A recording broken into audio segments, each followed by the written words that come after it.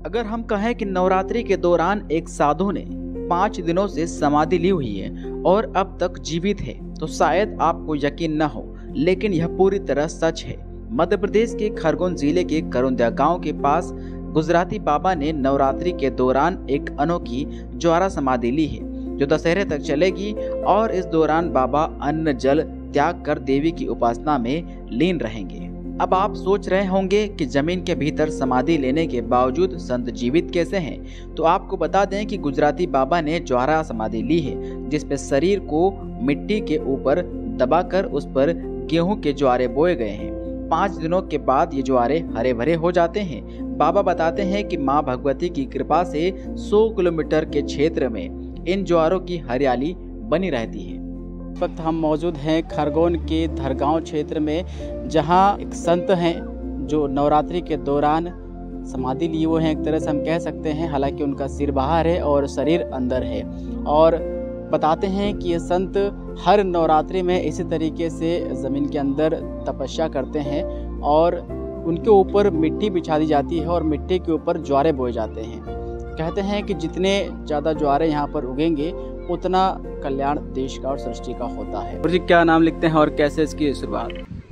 मेरा नाम गुजराती बाबा है, गुजरात से हूँ। और ये समाधि इसलिए लेता हूँ कि जगत में से व्यसन जो है, दारू शराब गांजा, ये मुक्त हो जाए, सनातन धर्म एक हो जाए। बस खास करके मेरा यही ध्येय है, सनातन धर्म को एक करना। बताते हैं कि इस समय जो है आप खाना पीना छोड़ देते हैं और सिर्फ यहीं रहते हैं, इसमें क्या क्या चीज़ें सेवन कर पाते हैं? वैसे मैया की समाधि लेता हूँ और इसी में सब बंद करना पड़ता है, अनाज वगैरह, जल वगैरह। थोड़ा पानी ले लेता हूँ तो नसें सूख जाती है। बाकी पूरे 9 दिन जो है ऐसे तरीके से जो है तप करते हैं आप? जी, 10 दिन तक ऐसा ही रहता है। दशहरे का दिन बाहर निकलूँगा। कितने सालों से कर रहे हैं और कैसे शुरुआत हुई? मैंने हिमालय में से चालू किया था, बहुत समय हो गया। ये मेरी शायद 24-25वीं शायद समाधि होगी। जैसे देख रहे थे कि पिछली नवरात्रि में आपने किसी और अन्य स्थान पर इस तरीके से जो है माता के तप के लिए समाधि ली थी, और इस जगह आपको अलग स्थान पर ले रहे हैं, तो ये अलग बदलते रहते हैं या फिर क्या?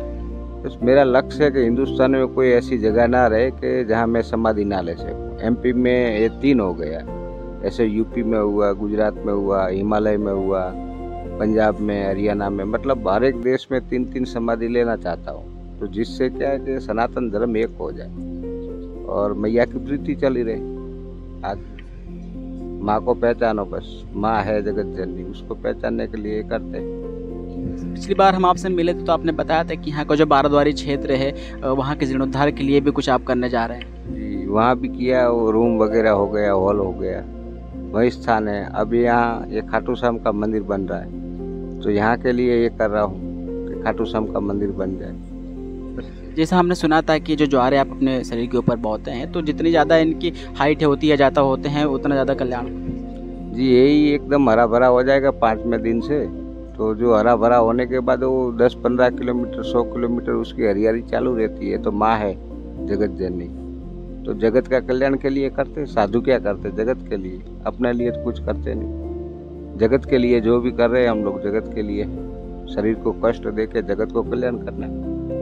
तो ये थे जगदानंद जी महाराज, जो कि पिछले कई सालों से इसी तरीके से नवरात्रि में समाधि लेते आ रहे हैं, और इस दौरान ज़मीन के अंदर ये लोग रहते हैं और ऊपर ज्वारे बोए जाते हैं, और इसी दौरान 9-10 दिनों तक ये लोग इस तरह रहते हैं। और इस अभी हमारा महाराज जी ने हमें बताया है कि 10 दिनों के बाद में इस दौरान 5वें दिन से यहाँ पर जो है ज्वारे उगना शुरू हो जाते हैं, और जितनी इनकी हरियाली होती है कई देर तक जाती है, और माँ भगवती की कृपा ही इसको मानते हैं। उनका उद्देश्य जो माँ भगवती की आराधना पूजा करना है, ताकि सृष्टि का कल्याण हो सके, बुराइयाँ जो है खत्म हो सके।